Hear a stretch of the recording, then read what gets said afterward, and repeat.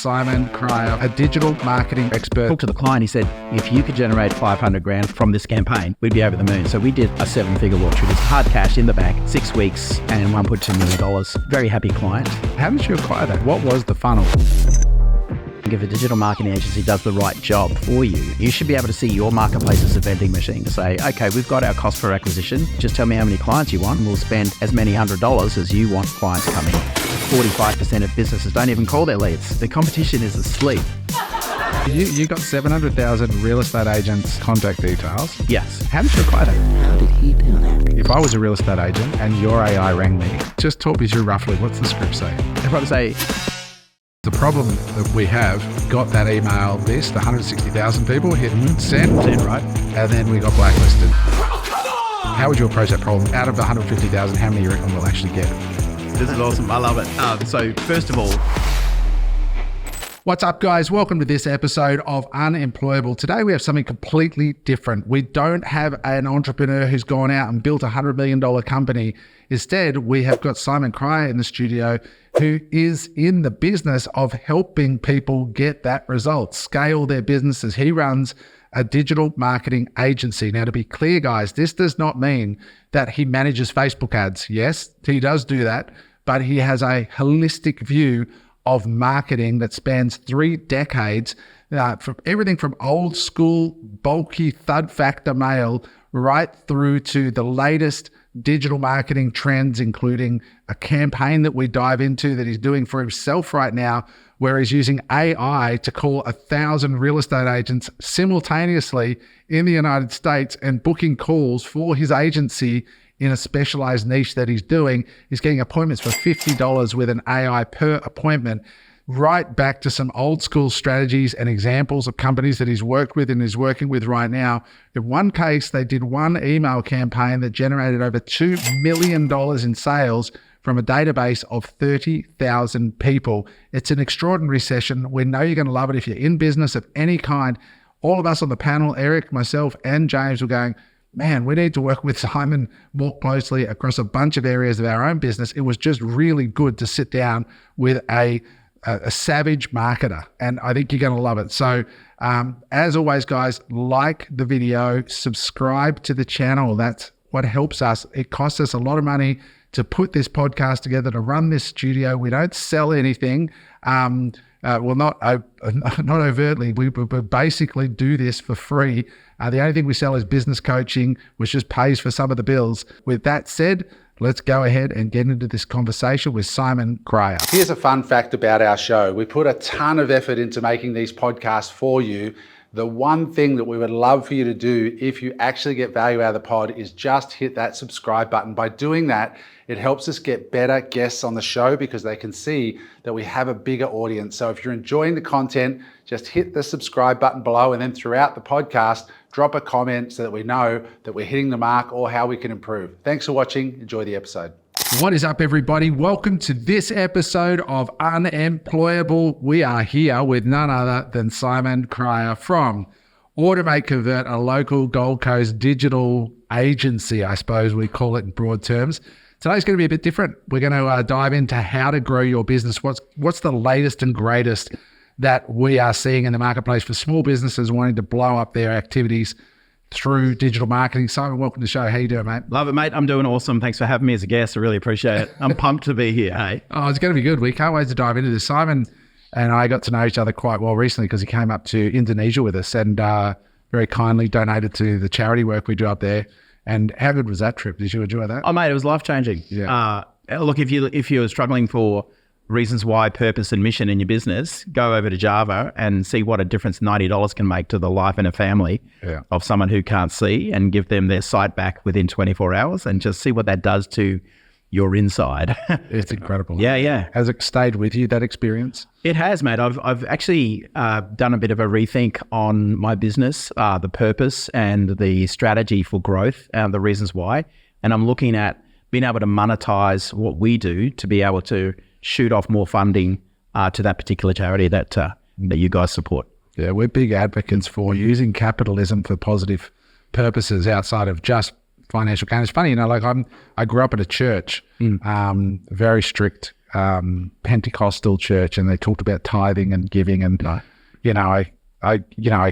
went away from the church, but I do believe there's something to that idea of, when you give to others, you just tend to grow, and it's kind of like a zero-sum. I don't know if I'm using the zero-sum game correctly in that sense, but it seems to come back many times over. So thanks for contributing to that. Well, I think Tony Robbins talks about how contribution is one of the 6 human needs, right? We need to have it. And if we don't have it, we're living a life less than what we could be doing. We're missing out on the joy. Like the Bible talks about, it's more blessed to give than it is to receive. So you miss out on that feeling that I'm making a difference in someone's life, and you're missing out on just that purpose-driven life, because it's got to be more about just sex, money, and power, right? But you got to make a difference and make a... I was waiting for something from James on that one. Yeah, that's right. I'm in the right room. That was just a litmus test. Oh, goodness. So if you are interested, just by the by, before we jump in here, it wasn't planned, but if you do want to join us on a tour one time, I think there might be one more left in 2024. We've done 2 already. I want to take all of my clients there. Yeah. Well, just to show them, there's reasons why you want to increase your business. And yes, you want to build a financial hedge of protection around your family. You want to future-proof against whatever next pandemic they're going to usher in, and future-proof yourself against a government potentially. So you're not held ransom or over a barrel by anyone or any establishment or any power, just to create freedom, but also to make a difference and set people free from, the cycle of poverty or, blindness is such a big deal. That was the thing. It's like you could just see transformation like that, right? It's so evident, the result of your giving. Yeah. But if you do want to join us for a tour, go to loveheart.org, loveheart.org. That is my wife's charity that she runs. It's fantastic. 100% of the proceeds goes to the people of Indonesia for that Soul Express purpose. How are you, James? What's going on, buddy? I am good. Looking forward to unpacking this one. It's right up my alley, which is good. The digital marketing, what's working now, and funnels and the like, and with a local Burleigh eyed as well, which is good. Yeah, practical. Eric, how are you, mate? You good? Yeah, I'm good. And, obviously, James. Obviously, James didn't put the $90 in Bali. You put it towards a new shirt this week, which is good. So same style, different color, but you're getting there, pal. This would have been funny, but it was already set up at lunch price. So no, it wasn't actually. No, just fucking tried the straight flap for me, but it's like, whatever. And you're still looking like you're trying to act like a fucking rapper that's 21. So, I mean, I'd rather wear a sort of age-appropriate sort of kit than the fucking rubbish you got running out today. I am 10 years younger than you. Oh, my Didn't look goodness. that way. Anyways. These boys. No, I'm excited. Simon, thank you for coming on. Yeah, you're very welcome. Again, same thing. Love the whole digital marketing space. Obviously, being involved in e-com businesses, it's one of the most very important things about an e-com business is understanding how to automate and convert. Yeah. Can't wait to get into it. And with that being said, before we jump in, we do want to thank our sponsors for the day, which is earlybird.ai. They also work a little bit on the conversion piece, but they are in the business of helping any business to increase in any of the key four areas of business, which is to attract customers, convert more of them, deliver your product or service more efficiently, and to get paid. So if you want to get a free audit with Earlybird, just go to earlybird.ai, and it's EARLI for information, earlybird.ai. And they'll do a free audit for you, live Zoom call, one-on-one with one of their experts, totally no obligation. And that business is pumping because every business needs to grow. And in a very difficult climate that I think we're heading into, there's still a lot of pressure out there in the small business market. Anything that can increase conversion, sales, reduce costs, go and check it out. It's free to go and get an audit. So go see the team. They're awesome over there on the Gold Coast as well. So with that being said, Simon, how would you describe what you do? Your business is, for those of you wanting to just Google Simon quickly and see his agency, it's called automateconvert.com or .com.au. You can go to either place. What would you say you do for the small business and medium business community? Yeah, basically we're all about attracting your ideal, most profitable client through digital marketing. Most of the time that's through paid advertising strategies. Sometimes in the case of instead of a B2C, business to consumer, like a B2B type play, business to business, there's other strategies which we can open up, which hopefully we'll dive into on the pod today. And that could be like database reactivation. How do we re-engage with an old list? How do we do cold email marketing? What sort of technology and combination of art and science is available for cold email outreach or LinkedIn outreach as well to get conversations with your ideal. LinkedIn's a really interesting play and an interesting platform too to explore. It's super expensive to advertise, but there's some technology that you can use to locate your ideal decision maker in a B2B conversation by title or by size of business. And so, we do some automations in that space. That will be like maybe a 3 to 4 message campaign on autopilot. And we can scale that too. There's ways of doing that. So you're like, I think it's very important to establish up front, you're not just like a Google PPC agency, or you're not just a Facebook management agency. You're actually a digital marketing agency. Yeah. Because you've been around this world of digital marketing for years, right? You've been through all the gurus from Frank Kern to, all the funnels and Russell Brunson and the click funnels of the world. Of course. You've got a very holistic view. Would that be accurate to describe your 100% path to being here? Yeah. And I'm a direct response copywriting fan as well. Like I've one of your previous business partners, Peter Sarno, I own all of his stuff when you guys did the Better Business Institute. I still have on my bookshelf all of the folders for the rescue kits and all of the things, right? Yes. And I've just been an avid fan of direct response copy. And so we will even do lumpy mail, which is like, that's hard copy, it's snail mail, it's not digital at all, but we'll do lumpy mail, attention grabbing pieces. We've even sent like trophies in the mail to particular high-end clients. If we've got like a mining client that does, we had a mining client that did restorative work. So they would take heritage listed buildings, relocate them so that the mine could dig a great big dirty hole and extract the resources, and then they'd have to relocate that building like maybe half a mile down the road or half a K down the road, and they'd have to literally list every brick or every stone like A1, A2, A3, and then rebuild that building. So massive multi-million dollar contracts. So it's worthwhile investing into some attention-grabbing cut-through marketing just so you can get out of the sea of sameness and do what everybody else is doing. So you're not just digital marketing then, you're a marketing agency. Pretty much end-to-end, yeah. Yeah. So you're old school, dude. Like some of that stuff's like... I am. Yeah. We had John Dwyer on here, speaking of old school. He's very old school. He's very old school. We would have got cancelled if we didn't edit some of that stuff. I actually had lunch with him yesterday, and he's proper old, like the old madman style of advertising guy up there. Comes in with the suit jacket on, always punching through white wire like crazy. But I actually told him yesterday that he's the first podcast we've had that we had to edit, and he pissed himself laughing. Yeah. So for those who don't know who John Dwyer is, he's the guy that brought Jerry Seinfeld to Australia and was advertised for the Greater Union Bank, and he had the rusty Aussie NRL footy cards and revolutionised that business, grew from $2 to $12 million in 1 year.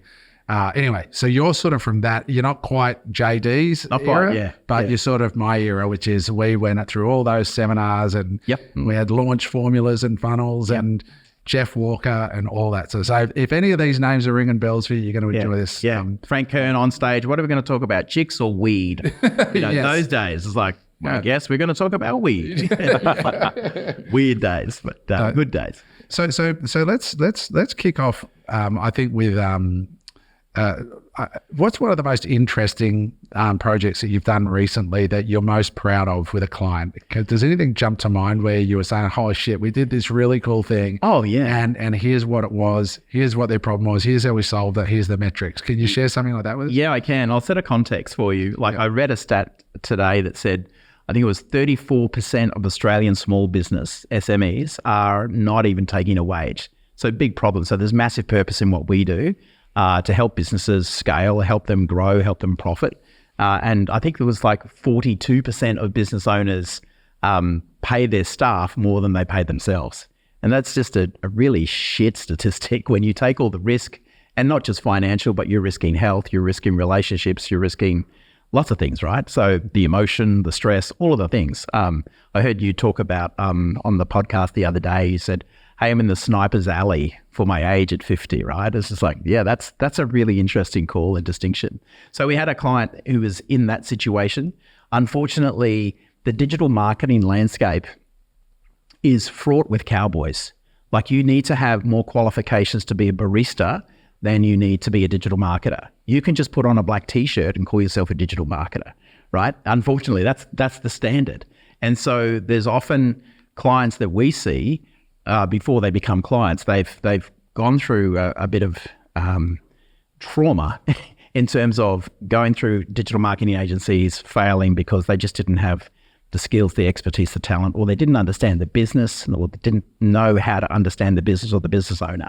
So no results. We had one instance of a client who'd been through 4 digital marketing agencies in the space of a year with 0 results to show for. In fact, very common, Simon. Very common. There's a lot of smoke in the room. Yeah, there is. So these guys were like, we're nervous, and we normally take on a 12-month agreement with someone just to give them the best chance to succeed. And these guys were so nervous. I was surprised that they were even talking to us, to be honest, to get back on the horse again after being burned so badly. In fact, it was so bad that the previous agency had their Facebook account, Instagram account all shut down. So they had no advertising. So we had to do database reactivation based on an email list. Now they had a good nurtured... Tell us about the business. Like what sort of business? The business was an education business, and they were educating people on how to trade the stock market. Okay. Yeah. And so we said, let's put together an irresistible offer for you. Let's bundle up something. Let's put an email marketing series. And talked to the client. He said, if you could generate 500 grand from us, from this campaign, we'd be over the moon. So we did like a 7-figure launch. We did $1.2 million from the copy of that email. So a series of 5 emails, because I go in there and say, well, what are you doing right now? And that sort of determines how excited I get. Because if I see they're doing a really bad job, I get really pumped because I see that's the opportunity, right? So if I see that big gap in play, I know that we can fill that with expertise. So we did 1.2 million in revenue, banked revenue. You know how some marketers talk about funny money, and they talk about, we did $1 million. Well, no, they didn't. They did $83,000 per month, right? For 12 months, right? But this is banked revenue we're talking about. So it's hard cash in the bank, 6 weeks and $1.2 million.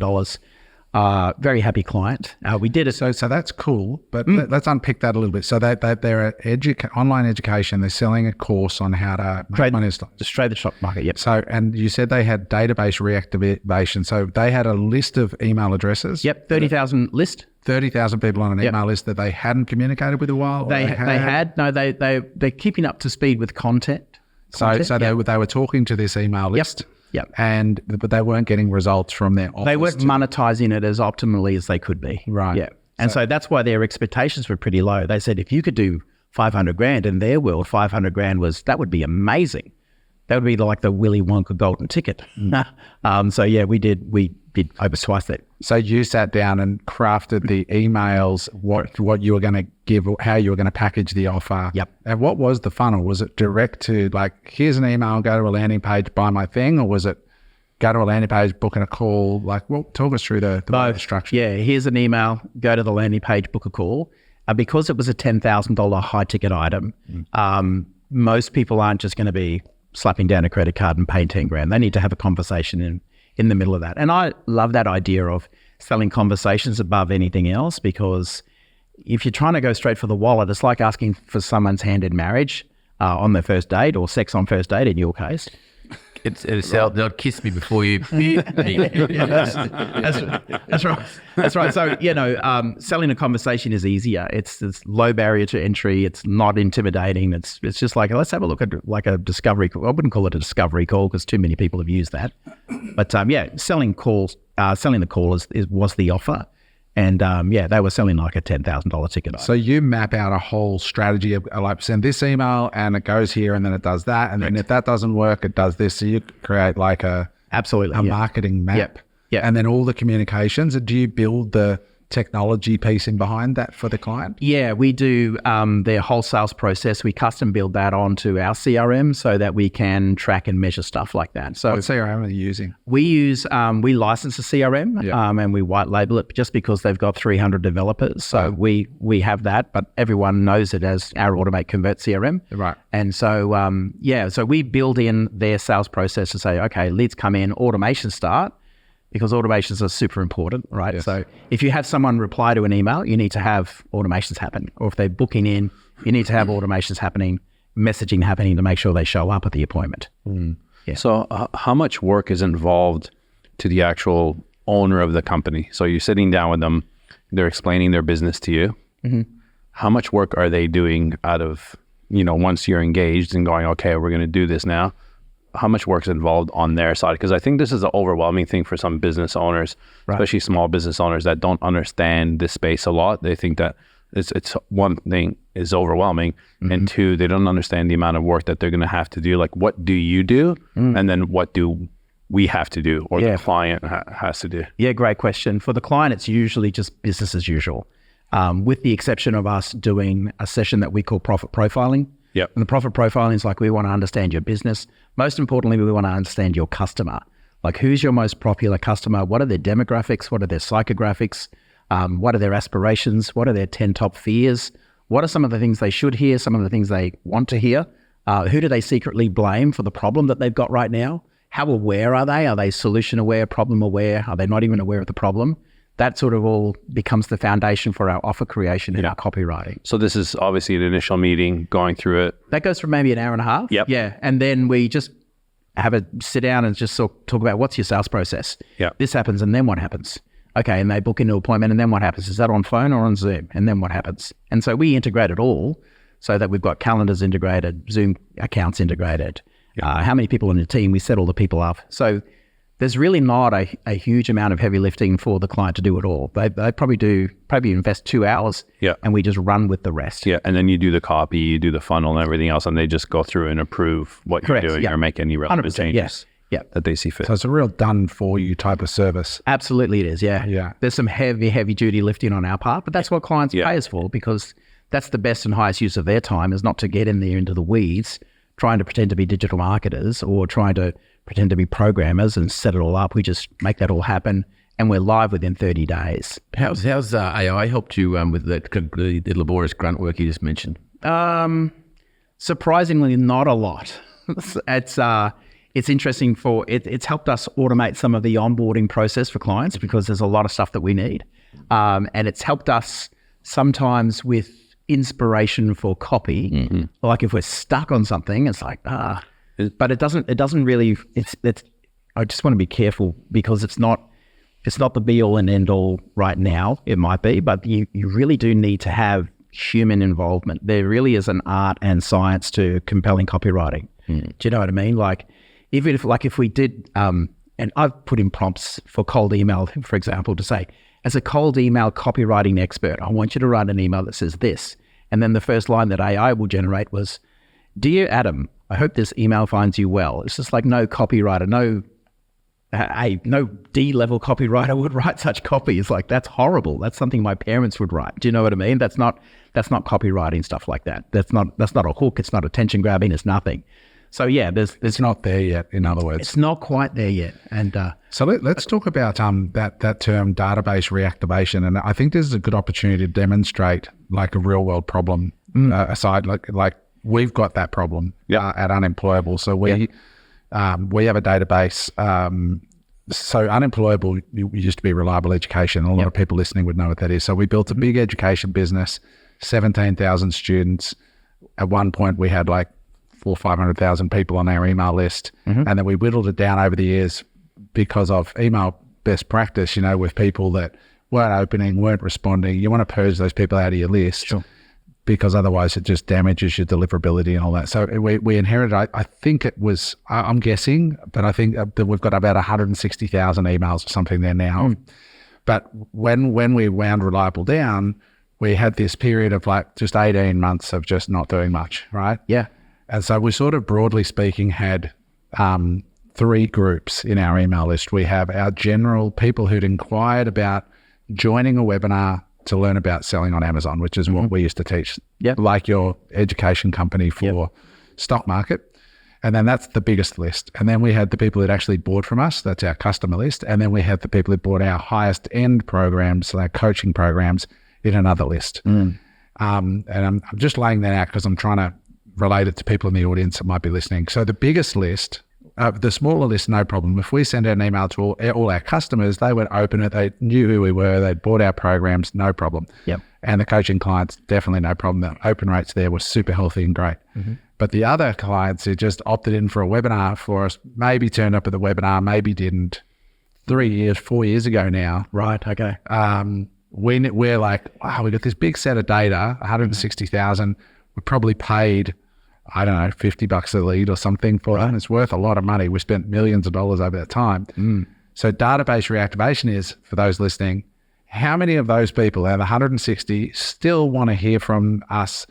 Like, for example, if the brief was, right now we send our list every Tuesday when the new podcast comes out, we send them an email saying, hey guys, new podcast out, here's what it is, here's the link. We don't sell stuff to it. We're just building the relationship. So how many of those 160,000 would want to, get something from us or still could be in touch with us because they still have an interest in entrepreneurship? So because the problem that we have is if it happened to us, we got that email list, 160,000 people hit send, right? And then we got blacklisted. Yes. It just went because there was too many people that was going, who the fuck are these guys? Unsubscribe, spam, whatever. Now they had actually opted in, right? And that happened to us after we put them through the cleanup process. So the services online where you purge your list and do all the right things. Got it all verified, did all that, but still got blacklisted. And we wrote to the platform that we use, which is Brevo, and said, Brevo, we did all the right things, and then they ran status, said, this is your last warning if you get too many complaints, and we've never emailed the list again. Got it, yeah. Too nervous. Too nervous. Yeah. So we come to you and say, that's our problem. How do you solve that problem? Because we're probably going to hire you to do this. So let's unpack it so that the audience can see how we go about it. And what do you reckon might be, not to hold you to it, like I'd love to know what you reckon might be with a compelling offer. How would you approach that problem? Out of the 150,000, how many you reckon we'll actually get? Oh, Adam. I'm not going to hold you to it. I don't know. Now's your time to shine, digital marketer. This is great. This is awesome. I love it. So first of all, disclaimer, I don't have a crystal ball. And so I think that's really important too. So if your audience is looking for a digital marketing agency, be wary of anyone who has a crystal ball. Like there's so many questions that I would ask about the database. Firstly, you're saying that they're pretty old, like 3 years plus. Correct. The first thing I would advise you to do is not sell anything to them, right? Because you don't want to be that guy who I haven't heard from you for 3 years until you ring me up and talk to me about the Amway business. That's not a good look, right? Yeah. Hair care, multi-level marketing. Nothing wrong with I want the Land Rover. Nothing wrong with Amway, but you don't want to have that type of approach. It could be anything. There's a lot wrong with Amway. I was in network marketing for 20 years, right? Yes. So I understand the deal. Yeah. I speak with authority on that. But you don't want to be that guy. So it's the same sort of thing. So you want to be bringing them back into your fold, offering real value, real love, real nurture, like really pretend that you guys care about your reader. Right, about making a difference, about helping them. Like that'll be easy. We actually do. I know. Yeah. I have a client right now, and they had a similar sort of issue, and they hadn't emailed their list in about 18 months, and they wanted to sell to them straight away. It's like, we can't. You'll be that guy. You don't want to be that guy. So love, nurture, give away value, value. So tools, courses, give away some free stuff. Really show the love. Nurture them, and it's like Gary Vaynerchuk says, jab, jab, jab, left hook or right hook, whatever hook you are. Yeah, so I think that's so get a high value free thing to give them so that they're not going to be too upset. Yep. But what's the next steps from a technical tactical point of view? Tactical point of view is getting your main email domain protected. So we would do, if it's like a business to business thing, like if you're teaching people businesses. Let's say it's us, unemployable.com.au. Cool, we want to send to them. You're talking about business owners. That's great. I love it. So entrepreneurs, in that case, you're open for a cold email campaign. If it's just B2C, then that's almost getting spammy, right? But B2C, if they're entrepreneurs and you're talking about helping them in their business, that's a B2B conversation. So cold email is open season. And that means you can email to your list, or you can go and acquire any old list of any business, and you can email any business. Now, really? Yes. I didn't know that. If it's B2B, you can absolutely do that. We do that all the time. Because to be clear, even though it's unemployable, it is the same company. So it is our company's asset. And they've opted in too, So I'm not talking about a separate company here. No. So all we want to do is we want to get around the servers that are going to flag it as potential spam and get you either blacklisted or suspended or restricted. So we wouldn't ever risk your main email domain. That's why you're nervous right now, and that's why you're not emailing them. So we never put that in jeopardy. So we would create a bunch of different domains for you and hang 3 emails off each domain. So we might have unemployable.store, unemployable.biz, unemployable.info.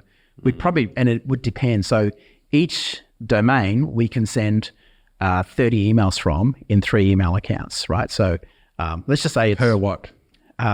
per email account we can send 30 emails. So let's just say it's 10. So, and that'll help you with my math. So you can do 10 emails a day. A day. Okay. Yeah. Per email address. Yep. How about? But before you go and do that, though, correct me if I'm wrong, it's fairly prudent to put these domains through email or warmers to warm them. Good point. Yes. Yeah. So we would do that for 2 weeks. Yep. And we would use a platform called Smart Lead.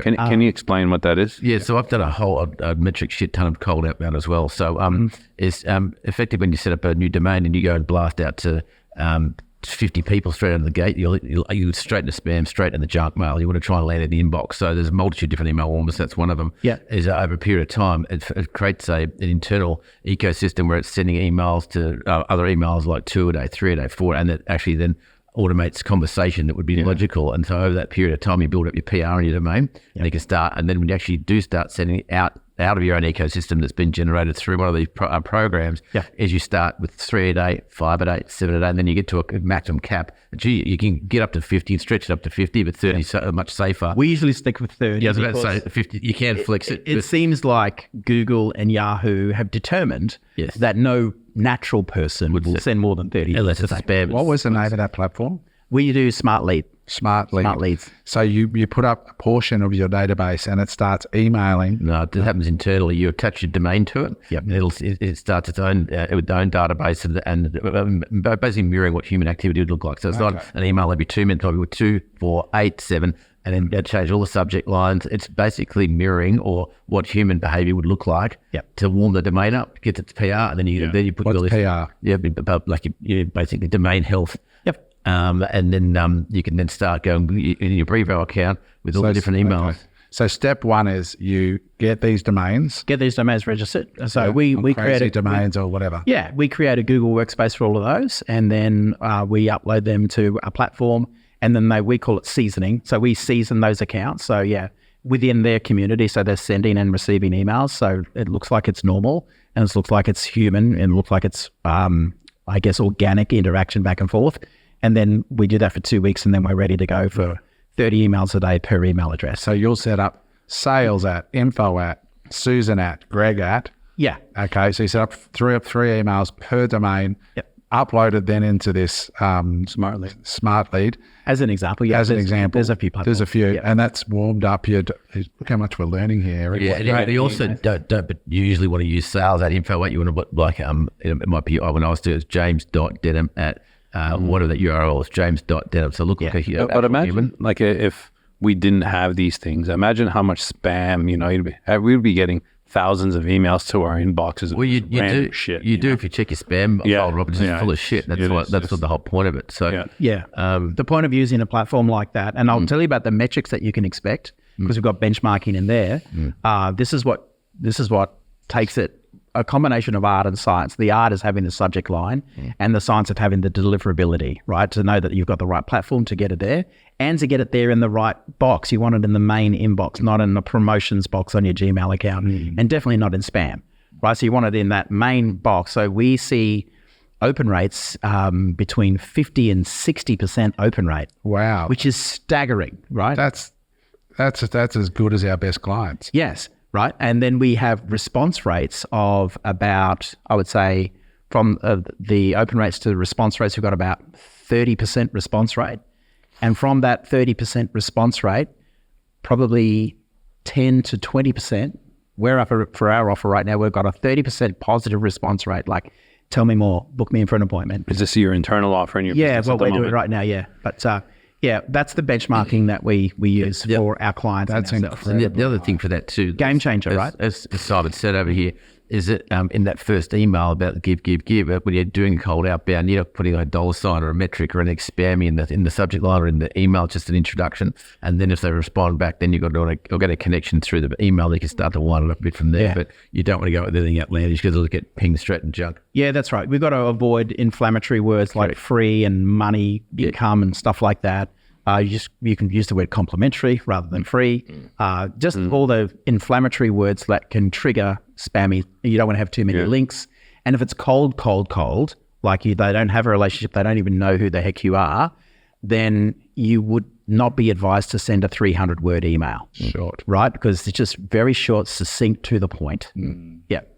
Yeah. It's an art, right? Like, No, it really is. I don't know how anyone could think they could do it on their own. We thought we could when we first had the real estate business, and we had this massive database that my business partner had that he adopted over the years, and 80,000 people, and and we're like, we sent an email, and the thing just right. It was like MailChimp didn't even return our call. They're like, X you out, and they didn't even return a call. They're like, these guys are amateurs.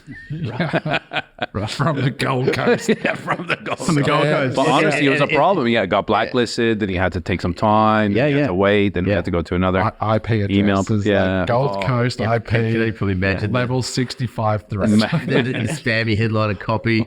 Yeah, that's it.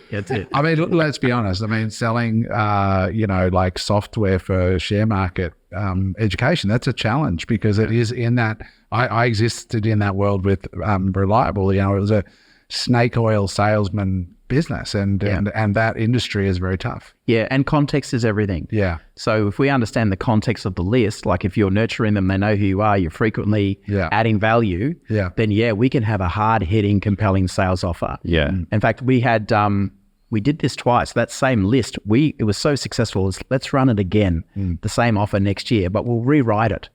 And I had the owner's wife of the business call me and say, we can't give away that much money, we'll go broke. And it was like, Lee, it's actually the same offer. We've just rewritten it. I've got a better copywriter in. So the copywriter that Adam, Scott, was on that one. He actually looked at, because I wrote the copy for the first email, and he goes, you did $1 million launch with this? And I'm like, oh, okay, buddy, let's see what you've got.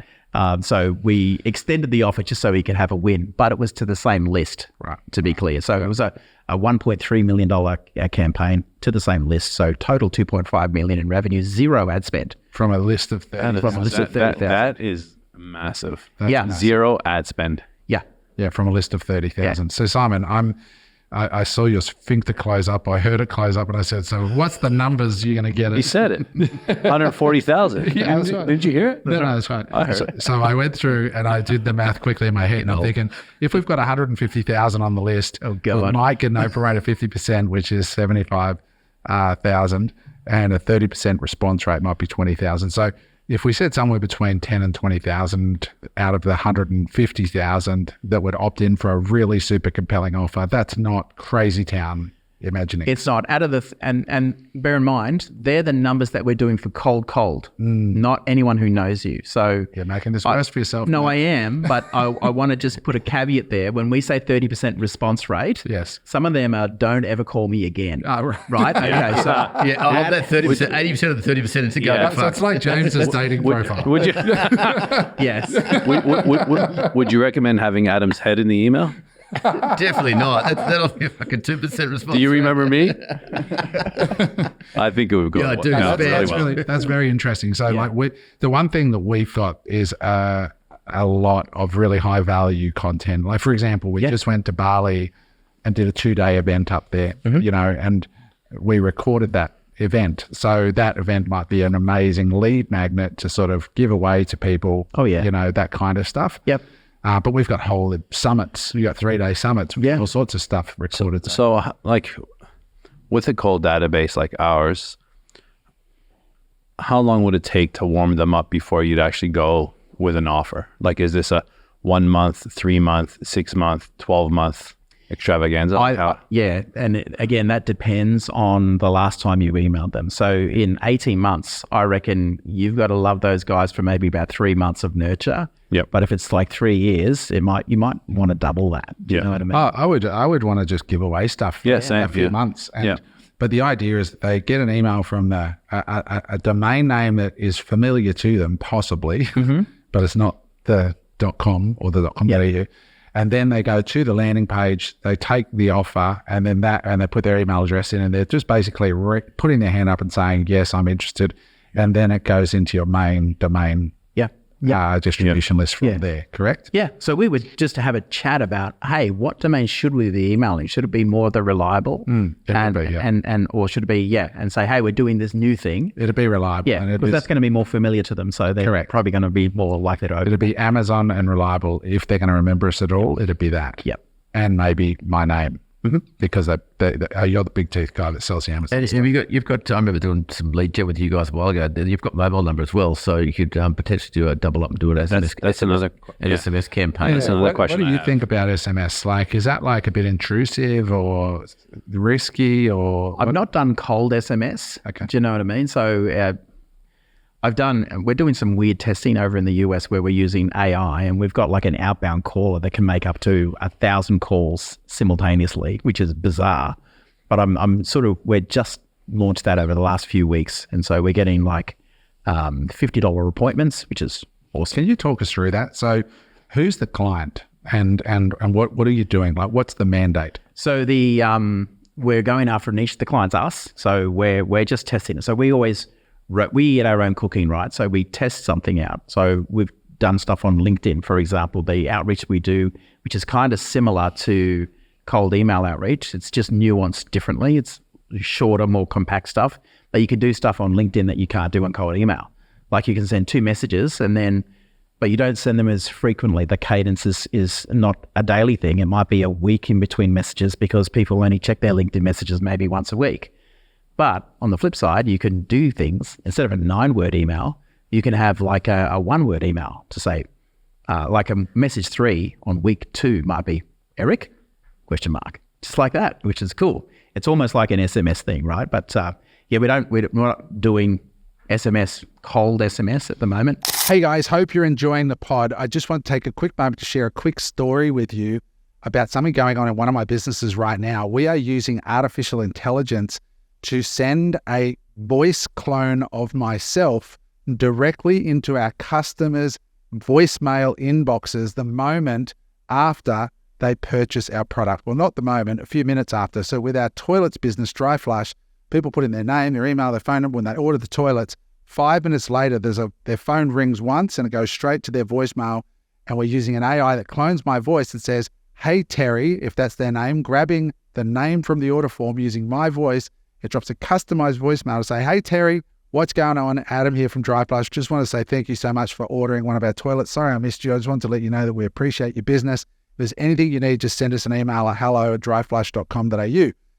And that goes out to every customer every time a few minutes after the purchase. This is what the team at earlybird.ai are building for us right now, as along with some other very, very cool solutions that are going to increase customer experience, increase the number of 5-star reviews we get, and automate the amazing experience that we are aiming to provide when you buy from our e-commerce store. So if you want to learn about that and your business is doing over $500,000 a year, you qualify for a free audit with the team at earlybird.ai. That's EARLI, earlybird.ai. And they will do an audit of your business and show you how they can put artificial intelligence like that into your business, whether it's voice cloning, video face cloning, all kinds of amazing technologies that are available right now.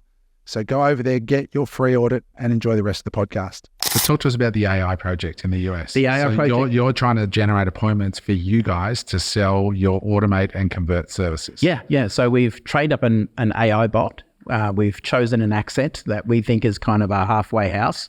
We didn't want to go with a US accent because that, I think, to US ears will obviously sound like AI. So we've gone with the Australian accent. There's a female accent. She just sounds a bit like a bitch. So I didn't want to hear. She sounded like she had resting bitch face. Do you know what I mean by that? Yeah. You know what I mean? She's just like, she just sounded like just not a nice person, not happy to be there. Like she was, I don't know. She needed chocolate or something. I don't know. God, I sound really misogynistic right now. Anyway, it was not an appropriate voice. So we went halfway with a UK accent. And he seemed to be cool. Like you wanted to talk to him. The AI lied on one of the calls that I listened to because we got through, booked an appointment, and then we were targeting realtors. And we've got a list of 700,000 realtors. And so we're just smashing them with calls. And at the end of this guy booking the appointment, he goes, can I ask a question? Is this AI? And then the AI says, do I sound that bad? It's like, whoa, do I sound that bad? And he's like, oh no, I was just asking. Yeah, that's all. And then the AI says, no, this is a real person. I'm like, whoa, hang on a sec. No, you're not. Are they allowed to say that? Well, I don't know. What was the US just banned? Maybe AI is going to kill I us was all. going to ask you. The US just banned automated AI outbound calling. No, not to my knowledge, they haven't. Not to your knowledge yet. No, it's interesting. So you got 700,000 real estate agents' contact details. Yes. How did you acquire that? Just out of interest. Just bought a list. Just bought a list. Yeah. So you go to a list selling, just Google List broker, yeah. List broker. You bought a list. How much does a list like that cost, if you don't mind us asking? Anywhere from, say, $5,000 to $10,000, depending on how current it is, yeah. And depending on how good you can negotiate. I heard you can rent lists as well. Is that right? Is that basically a similar thing? It's a similar thing. Okay. Yeah, I reckon you could probably purchase the list for the same amount of money. Those list brokers must be booming on the back of voice AI. Yeah. Like all of a sudden.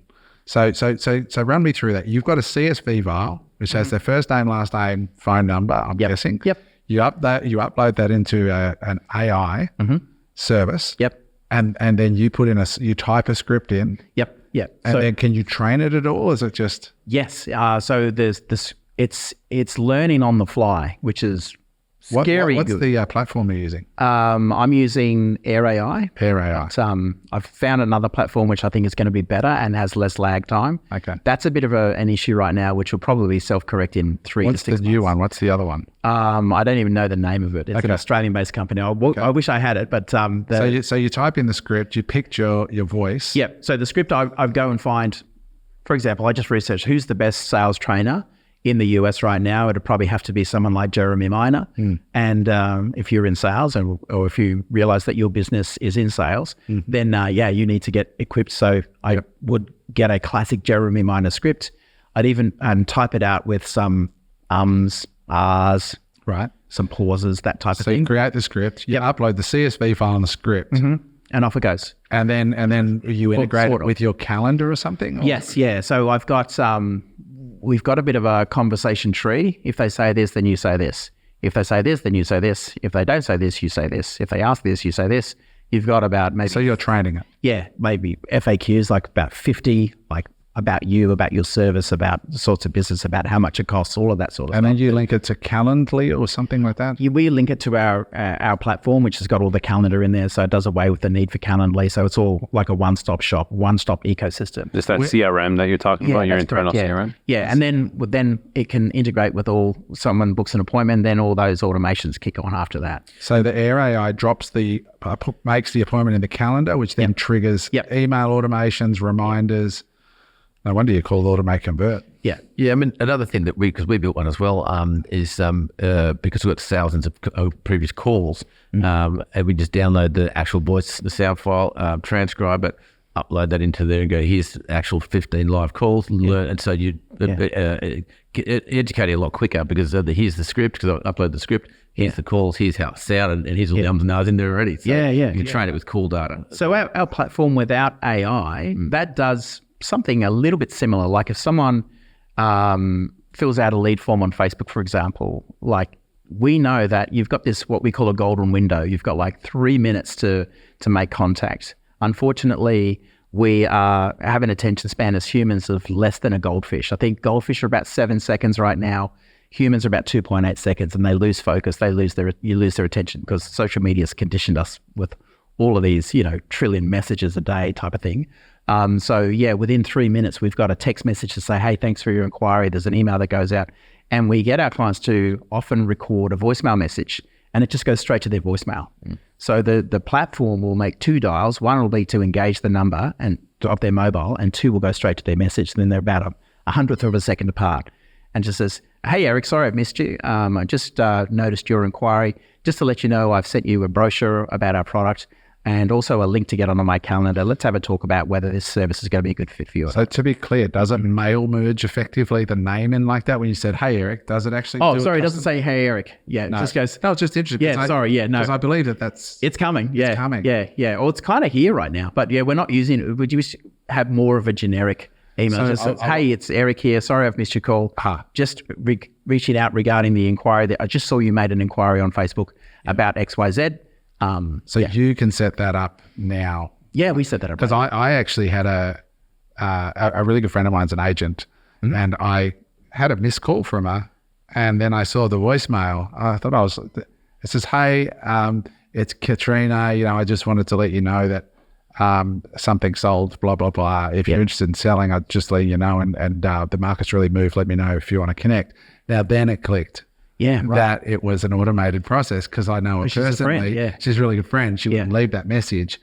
But I was like, holy shit, that's actually really clever. So she basically deposited a voicemail into her whole database of mobile phones. Yeah, it's called ringless voicemail, and it's great from B2C because you get mobile numbers. When you hit a PBX, it's got an O2 and it's got I'll press 1 for this and 2 for that. It blows up at that point. So it's much better for mobile use. Now, we've done it. What are some good use? I mean, real estate agents is obviously a good one for it. Yeah. But what other use cases do you see that? Do you see it for... So you're saying that when somebody inquires on a website, you automatically ring back and drop the voicemail straight away? Within 3 minutes, we do that all the time. And it depends, like we have to be careful with it. Like if it's someone who is an authority figure, let's say it was you, for example, Adam, we'd have to just be careful how we did the messaging because you're not going to be just ringing all the leads. We want to maintain your posture and your position in the company as the prize. And so we'd be like, "Hey, it's Adam here. Sorry I've missed you. Look, I don't often get a chance to speak to applications for our high-end mastermind, but I'm just between meetings right now. I thought I'd just give you a call, say congrats. I've seen your application come through. You're going to have a call with Kelly, and she's going to talk about what your goals are, ask some questions about you, give you some chance to ask some questions about us and see if you're a good fit for the program. If you're a good fit, I'll look forward to it. So it's just really a nice touch point, really. Yeah, it's high tech and high touch. So you need, it's just a bit more rapport building, which isn't a print form. So just scooting back now, that's really clever. I mean, Can I say one more thing? Why it's so important? Because if you're making a call within 5 minutes versus within 30 minutes, you're 21 times more effective. That's why we don't trust our sales process to humans. We have to have automations in there. If you make a call within an hour versus 24 hours, you're 60 times more effective.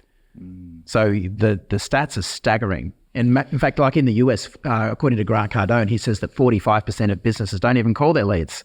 So the competition is asleep. And so automations, AI, what Early Bird does, and what we do, and we're very different in our expression of what we offer in terms of our scope, very different.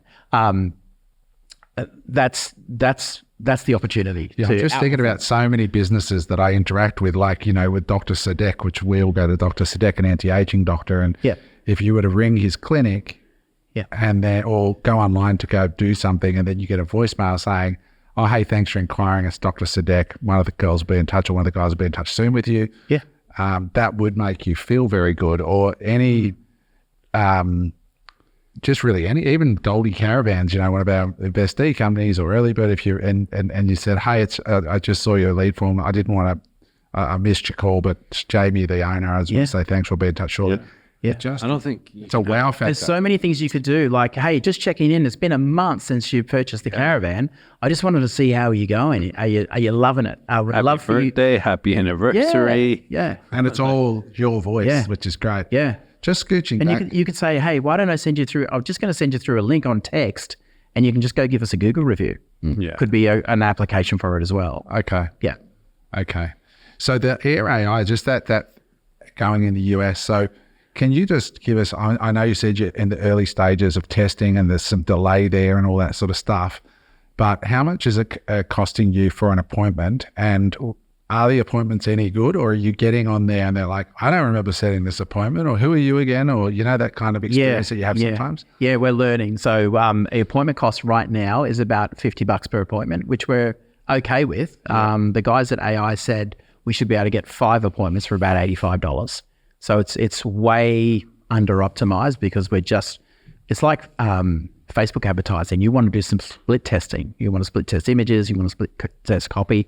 In our case with AI, we might split test the outbound calling. We might split test different accents, and we might split test different messages to see how we go there to optimize the performance of that campaign. The script, the voice. All that. All of that. Yeah. So, but it's about $50. $50 per appointment at the moment. Yeah. And how many do you get a day? Right now, it's as many as we want, but it's how many times we want to throw the $50 at it. Is that right? Yeah. So the whole world becomes like a vending machine.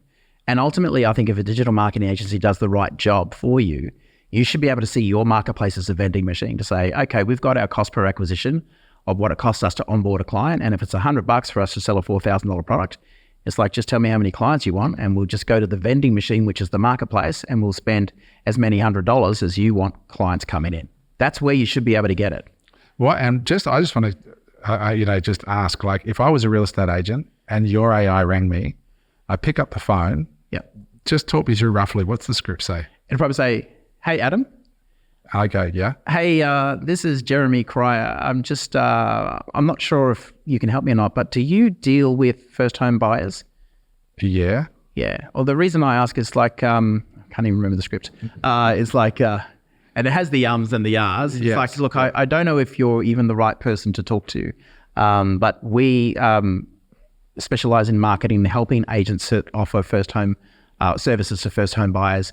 And we're offering just to have a look at what your marketing is to see if there might be gaps in play, so we can help you capitalize on it. Something So like that. that's really clever. So you asked them a very specific, unusual question Yes. Yeah. that they probably wouldn't get asked very often. No. And, So it doesn't, and it commits them, right? yeah, it doesn't sound like a salesperson. So it's like, hey, Adam, how are you today? Oh, It's like, no. That's why I was asking, because I was Yeah. trying to imagine. Now, listening Yeah. to that, I can understand why that would work. Yeah. So it's like, hey, I'm not sure if you can help me or not, but it's just Simon Cryer here. Let's say I chose my own name.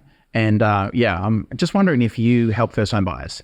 So that's the I love opening. that. Yeah. Straight away, I'm committed. I'm going like, you're giving yourself the authority. I'm like, all of a sudden I need to listen to this guy. Like, and you know what I mean? Yes. Like, rather than going on the defense. But it's automatically straight to their exact want. It's like, we do help them. So Yes. Yeah. I could be making a sale here. Right? Yeah. You're appealing to their they're self-interest. immediately hooked. Correct. Yeah. And It's very or if there's a pain point in the business. Yeah. I just wonder if you're experiencing this as well. Yeah. Yeah. Yeah. I can know The funny thing is they don't realize that you already know that they do That's deal with what first I'm home saying. buyers.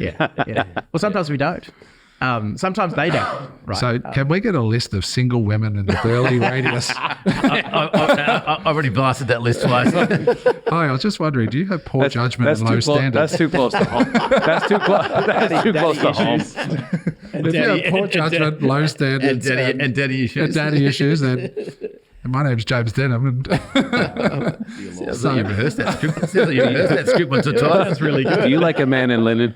Oh my God. So that's really. Or not in linen. Or not in. Oh God, moving on. There's a visual. So Simon, so that's interesting. So I can see how that works. And again, it comes down with most of these things of the AI. The AI is only going to be ever as good as the prompt, right? Correct, And yes. AI calling is only going to be ever as good as a script. Yeah. And of course, the degree to which you train it. I'm just curious, when you put up that script, like when you were saying that to me, you sounded quite tentative and timid and in a way that would be... Yes. We call it the confused granddad.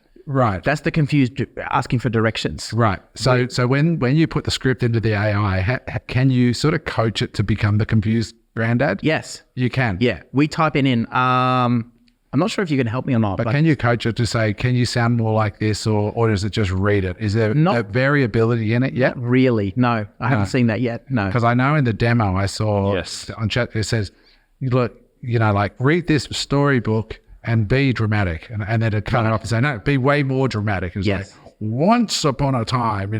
So I'm just wondering when that's going to actually filter through to the layer 2 technologies, because when that comes in, it's going to be like... That'll be good, because the amateurs in sales will try and train it like a salesperson, and it'll flop. Yes. Like I often see people who say, we tried Facebook advertising, but it didn't work. It's like, well, it's actually the way you did it didn't work, because there's only about 80 different ways to bugger this up. Yes. And chances are you've done one of those 80 different ways. Yeah. And it's not your fault. It's just like there's the goalposts keep changing on the platform. How important All is the time. script and copywriting? It's important. You know, It is it's overlooked, right? Yeah. Yeah, It's overlooked. Definitely. And you need to have it, and even offer creation, right? Like even when Adam, we were in Indonesia together, and you had a guy from the UK fly out to attend, and he's in a debt collection business, right? Yes, yeah. And so tell me about your business, because I'm looking at it with just a different set of eyes. And what are you doing? What are you not doing? It was almost like I was prospecting him as a client. I know you'll be a client. But he's saying, oh, we do this, we do that. It's like, hey, just out of curiosity, how long can I claim a debt? He goes, oh, you can go back for 5 years. I'm like, what? I said, how many of your potential prospects know that? He says, I already know the answer, none. I was like, do you communicate that in your messaging? No, we don't. It's like, wow, you're sitting on a gold mine. Right. It's like, tell me about the emotional state of big ticket stuff. If you know that someone owes you $100,000 and they've disappeared off into the sunset, you've done all the work, you've provided all the deliverables, and they're just not paying. Like, there's an emotional thing there. It's like, oh, that son of a bitch, right? So I think you could. Well, that's what he does. He gets paid thousands of dollars to collect old debts on behalf of other people. Yeah. But legally, not with baseball bats. Yeah, and no win, no fee. So he's sitting on a gold mine there.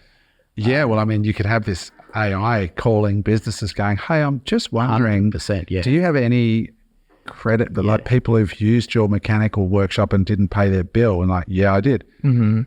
Yeah, that's good because, blah, blah, blah. Like that's incredible. Yeah. Yeah. I mean, more along the lines of, do you know where your children are? And do you know that you owe me $100,000? Wow. That's closed. There's a negotiation. It's all about the script. Eh? Yeah, well, that's what that pause sounded a bit too long and creepy, though. That was way too long. Where are the bodies, Eric? Where are the bodies? So now this is fascinating. So let's change gears to something like that you probably see run of the mill. So a lot of listeners run Facebook ads and a lot of listeners run Instagram ads. Yep. What are the biggest mistakes you're seeing right now on those platforms? I think people come in going, it doesn't work. Yeah. Well, they don't understand. Like when I say there's about 80 different ways to bugger it up, there really is. Like you want to have an image or some footage. There's some debate as to whether video is better than image, and video might be, but Facebook's an auction platform. And so we know there's only about 30% of people who are bidding on still images. So still images can often outperform video images because they're just cheaper. There's more supply there. So we often just use the still images. And so to make them like our first play, the first sell is a sell for attention, a grab for attention, right? So you want to have an image. We often increase the saturation of the color and the contrast, so it's like pops off the page and prevents the thumb scroll. 70% north of that are on mobile. And so the copy is like, you've got to have an offer, which is an irresistible offer, craft that. You want to have an attention-grabbing headline, which communicates immediate value or calls out your audience. And then you want to have you want a test copy, whether it's long form or short form copy. I'm a big fan of long form copy. My team hate me for it. They think that short form copy is cool, and it is. Facebook's a low investment medium unless you can really resonate with your ideal target market. If you can identify with their problems, their pain, the solutions, their aspirations, and meet them where they're at, almost like you're reading their email. Like, it's like, I've never told anyone about this. Like, how does he know I secretly blame my wife for this? And I've just called him out in an ad. It doesn't matter if my copy is a skyscraper text. I've got them. And what's beautiful about that is that you'll trigger the algorithm, because Facebook's number one objective is to keep Eric on the platform as long as he can. So if he starts reading about his favorite subject, which everyone knows here that's himself, then that's great. It's like, how many people do we know who's just like Eric? And because Facebook keeps 100,000 data points on every single person, they pretty much have a fingerprint of this is the people who are the Erics of the world, who have the same likes, the same debt, the same aspirations, the same addictions, because they buy data or all that sort of stuff, the same family makeup structure. And so they go serve that to more people like Eric. So Facebook can optimize by itself. Makes sense now. Yeah. Why are you getting served those ads? Those ads. This all makes sense now. Yeah. Gents go, Eric, so, no. But you know what's crazy is like when I look at that, like we're all in the same world externally, but on our phones, we're all in our own world because you're just seeing what you're supposed to see, and I'm seeing what I'm supposed. Like it's mind-boggling when you actually start to think about it. You know, sometimes a fresh set of eyes are really awesome, and so when we go through our profiling exercise, our clients are often going, "This is amazing." They have insight and they get reconnected with their business again. It's like, "Hey, this is what we do. This is what we stand for. This is why we are here." So that's kind of cool, but. Yeah, to your question, like the common mistakes, one is that they don't have a headline properly. They don't use the image. We saw lead costs come down from $38 to $3.80 by just changing the image. What? That's 90%. 10x, yeah, 10x saving or 90% saving. Yeah, absolutely. That's nuts. Which means for the same ad spend, you can have 10 times the amount of leads, right? So it's a science. You've got to split test, and it's like, again, we don't know necessarily what the market's going to respond to, but we have to test and measure it. Yeah. So we'll test long form and short form. We'll test headlines. We'll test call to action. By the way, the most compelling call to action is learn more. That's the button that you want to have. Click learn more to find out more, or click learn more and we'll send you some more info. Learn more is the highest converting call to action. Yes. Yeah. So you guys writing notes, that's cool. Yeah. Yeah. And so, the other things that we see people get wrong is they try and sterilize their comments. The comment section is good as long as and don't hide trolls, just delete and block those guys.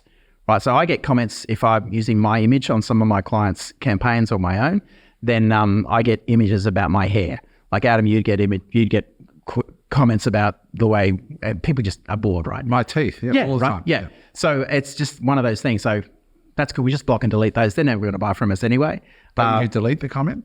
Delete. Yeah. I delete the comment. Yeah. I don't hide it. I delete it. Just get rid of it and clean it. And there's a list, isn't there, that you add them to, like if this word's ever in the comments, you can do that too. List? Yeah. So I would say hair, right? Because my hair's unusual, and you would say teeth, right? Yes. Maybe.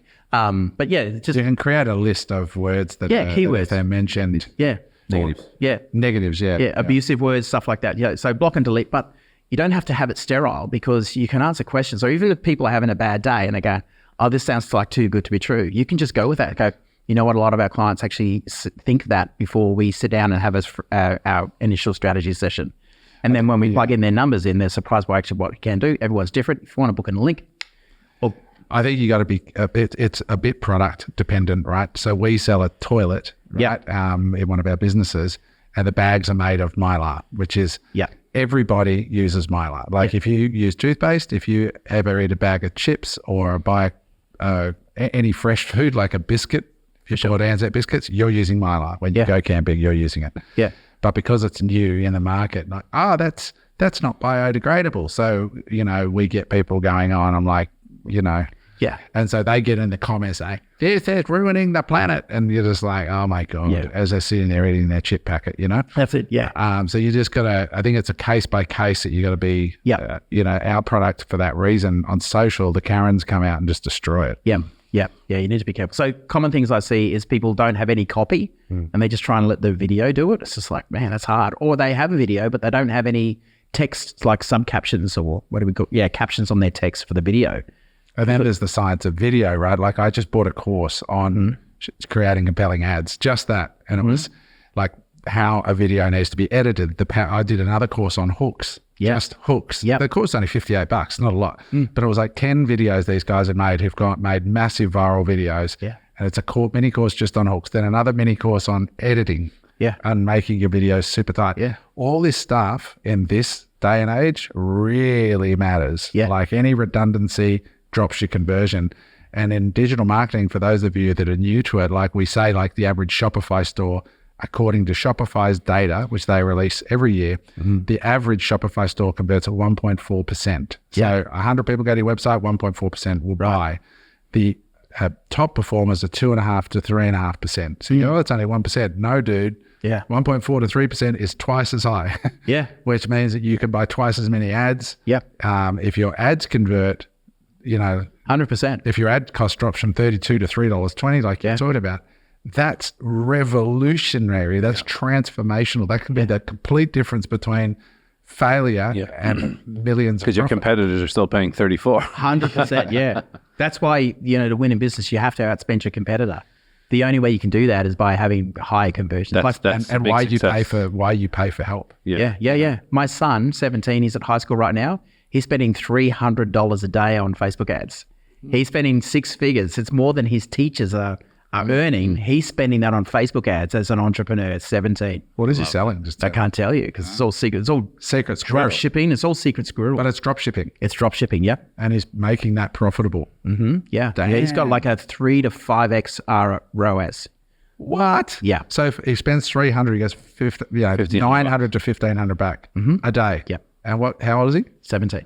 We got to get this kid on the pod. Yeah, Simon. yeah. What Well, are we he's just scaled it today. He goes, Dad, today we've just scaled the ad. We're like $300. He says, look, worst case scenario, I've already made $150 in sales this morning before he was off to school.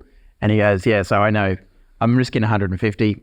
I know it's going to break even, but it could nail it. This is what I love. That's what kids need to learn. I sat down with Josh, my son, and when we were assessing what he was going to do, and I said, well, one of the things that you should consider is digital marketing, what you're talking about, because I've said it many times, but when I was a kid, you'd make money by getting on a BMX and delivering newspapers. Yeah, I used to get 11 cents in the newspaper, and I'd do 1,000 newspapers and get $10 or something. Yeah, literally. It was literally that. It was nothing. I'd work all day and get $20. And now, like, your son is at school before he goes. He's advertising, I imagine, to the whole world. And he comes home and checks the piggy bank. And there's 4 to 5 at times what he's making more than the teacher. It's incredible. Yeah, I love it. Well, my daughter, she's working at a dress shop. She's finished year 12 and she's at uni now. But she works hard, man. And he's just he's at school playing games with his friends online, or we took a couple of days off at school holidays up in Brisbane, and he's making money. He goes, I got 5 sales, I got 6 sales today. It's epic. It's epic. I mean, we were just having lunch, and one of the guys upstairs here where we work, and he's in sales, And I was saying, my little toilet business is a bit of a pain. I said, not a pain, it's always bandwidth. And I was just sort of bemoaning the tragedy that is only making $200,000 a year profit, for importing 6 containers a year, 6 containers a year. I was going, it's good, it's all right, sir, come on. And he said, fuck, I'm here making sales calls all day from 9 to 5 doing 100 calls a day, and you're making 200 grand selling a toilet that you do 6 containers a year. Yeah. And it's a good reality check. Yeah. When you talk about how much time you put into it. Oh, mate, none. 20 hours a week, maybe. We've literally had 1 return in 18 months. Oh, wow. Like one return and 100% 5-star reviews. So that's the power of a good product and some digital marketing. And, for sure. Yeah. And so the question is, are you doing the digital marketing yourself, or are you outsourcing it to an agency? Outsourcing it to an agency. Of course, because that's not the highest and best use of your time for goalposts that keep shifting on the platforms. Honestly, we're almost out of time. I can't believe we've been going for well over an hour already.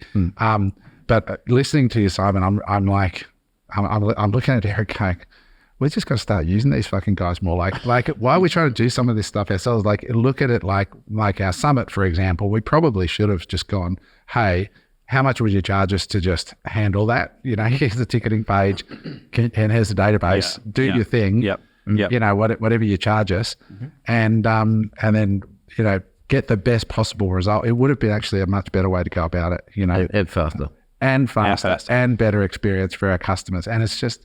But it's knowing, right? It's knowing who you are, and then what you do and what you can provide. It is. It's just being reminded. And it's asking the right questions, right? Like Adam's sitting here asking you some really good questions to get the info back and going, okay, so you do this. And like here, I'm thinking you just do digital marketing. Because I think of, Dan from MX, and he does digital marketing. It's just digital marketing. Yeah. That's it. Facebook, Google, done. Where you do a lot more. Yeah. What I like about what you do is it's a holistic view, because like I might just dive into this last one, and if you've got to run off, Eric, I know you've got later you can, but it was the LinkedIn, because you seem to light up when you mentioned that at the start has some interesting opportunities. But I like the fact, because we've got coaching clients, for example, like Matt Brown.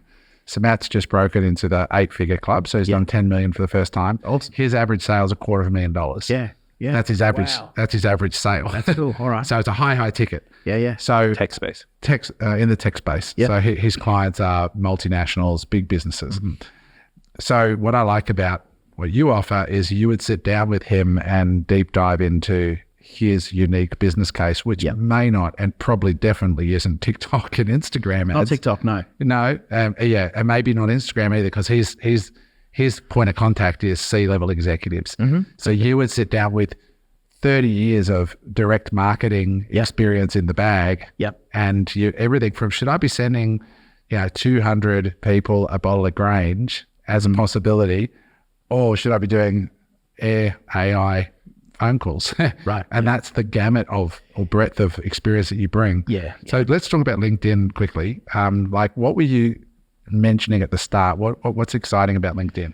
what's exciting about LinkedIn, and LinkedIn is great for targeting, right? Because you can say C-level, C-suite manager, that's what I want. Anyone who's C-suite, that's my target. I can target people by size of the organization, and I can do that through paid ads, which will be probably about 5 times more expensive than. Can you go as granular as like CTO as opposed to CEO? Absolutely, you can. Yes. So chief executive officer or chief technology officer. So Absolutely. You want chief technology officers. Yep. Boom. Yep. Because we had a client, not a client, we had a girl in here, young lady who started a mental health gift card business. Okay. So it's called Mentwell. Yep. And corporates are buying $100 gift card or a $200 gift card to give to their employees. Yeah, cool. And they can spend it at any registered health provider in Australia, from massage to counselling to anything. She did $5.8 million in the first 12 weeks, 100% on LinkedIn. So I just want to tell that story so that you listen to what Simon's about to say. Yeah, I love it. That's really cool. So we could maybe put that, and I'm not sure how she did it, if she was advertising or if she was just doing organic posts. But I'd go back to the podcast. Yeah, that's really interesting. So you could add to that as one of your marketing channels, the cold outreach on LinkedIn. So you can target C-levels. And when you say target, I don't use LinkedIn. I've never used it. So what sort of ads are you talking about here? Just essentially they're like Facebook ads. Right. They're the same type of thing. They're just 5 times more expensive because you might be targeting a very specific person or job title. That shows in their feed. Yeah. Yes. You got the same levers, headline, graphic or video. Yeah.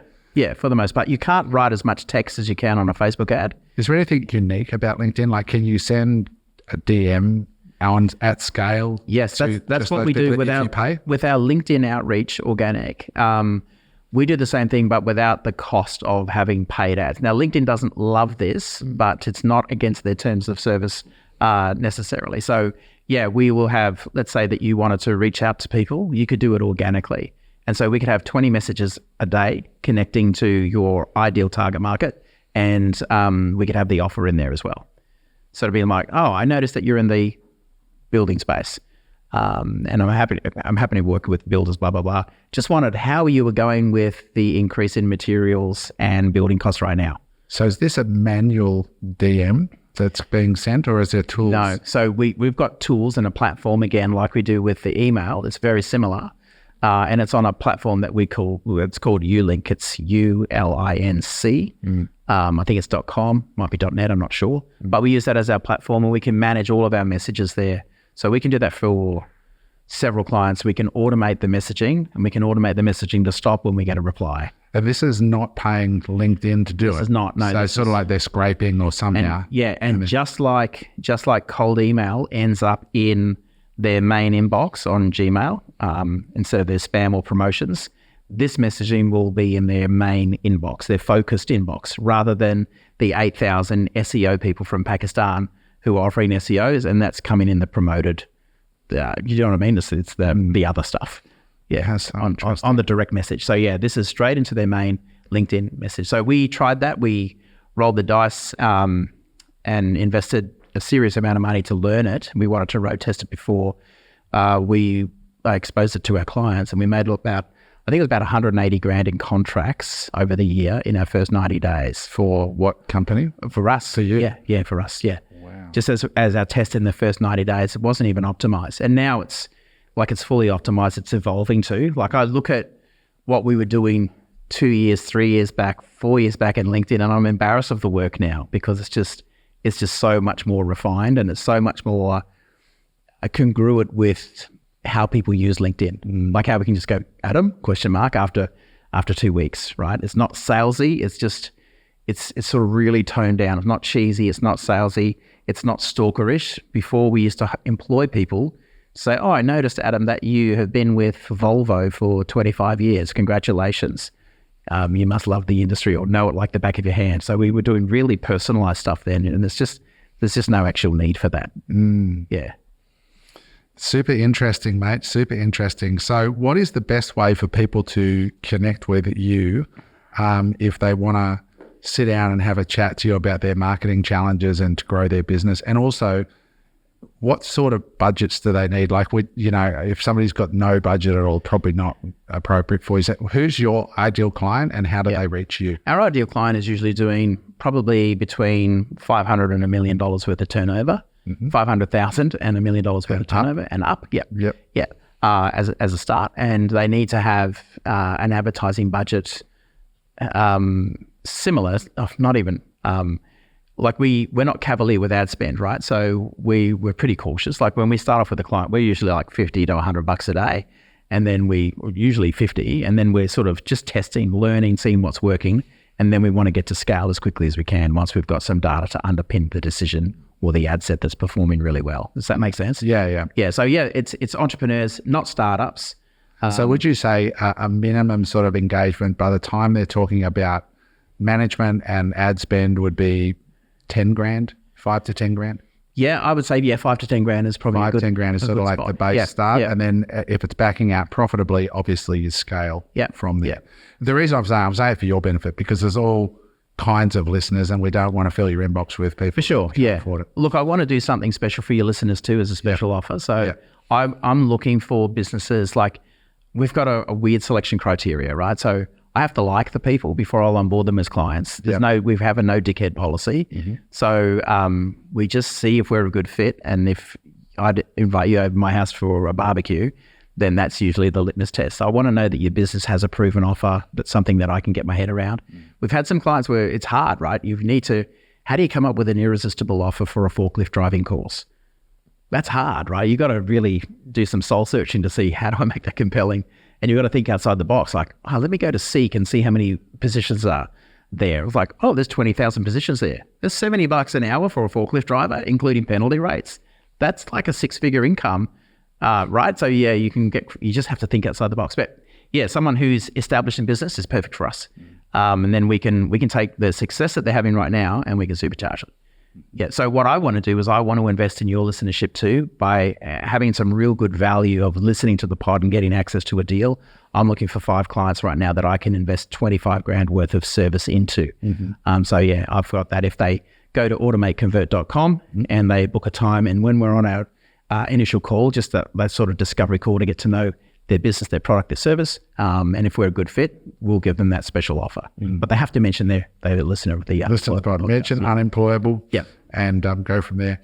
Simon, that was really helpful and fascinating. Like all of us on the pod here love marketing, so man, I think the discussion is very easy to have because we're all marketers at our core. And I've long held the belief that too many entrepreneurs talk long and hard all day about their product, which is very important. All of this stuff works better when you've got a great product, but there comes day one where it's now product and marketing exercise, and this is another whole area of discipline that you have to be a superstar at, because you just will not win at 100%. Scale without great sales and marketing. 100%, so true. So automateconvert.com, Simon Cryer. Is there an Instagram or anything to follow? Yeah, you can just follow me at Simeon Cryer, which is Simeon Cryer. I'm sure they put the handle on the... It's Simon, but it's spelled like Simeon. Correct, Simeon Cryer. So at Simon Cryer with an E after the M. I've got a bunch of content on there, which is helpful tips for people in marketing. Mindset's super important as well, right? Totally. So, and that's why I think, people even listening to this podcast, because I think mindset's everything. And your environment is everything. And that's why it's such a strategic, smart decision to be on this podcast. And look, if you're listening to this and you know other people who are in business, please recommend it to them because it'll help people elevate their thinking and elevate their beliefs as to what's possible for them. Particularly when you see a lot of businesses on here who are showcased about the obstacles that they've had to overcome and the setbacks. It's like, holy crap. It just removes your excuse and it's very relatable, right? And so, I love it. And so I'm happy to be around you guys and listen as well. It's awesome. Thank you for coming in and adding so much value to the audience. I think people are going to get a lot out of it. Yeah, man, really appreciate the invite. Thanks. And you guys at home, you know what to do. Subscribe. If you have not subscribed yet, God damn it. That subscribe button. We do thank you for your attention, but the subscribe button helps show other people like Simon that we have an audience, that people are listening, and that means that they'll want to come on the pod and share because their words are not going to be wasted on 26 views, right? There's going to be people who want to watch the stuff. So subscribe and also drop a comment. And again, guys, I know you probably hear that a million times, but the comment tells your algorithm we have engagement. People are listening that still at this point, you're here. Drop a comment. Let us know. It takes you a split second. It's taken us hours of work to coordinate, get Simon in here and edit it and produce it, put it out there to the world. So please just, if you can repay us with a comment, let us know what you think of it. Give Simon some love, for coming in and doing it. That's how the world works. Want for others what you want for yourself. So have a great day, guys. Thanks for watching, and we will see you on the next episode of Unemployable. Bye for now. Hey there. I hope you enjoyed that episode of Unemployable. If you'd like to watch another episode, just click there.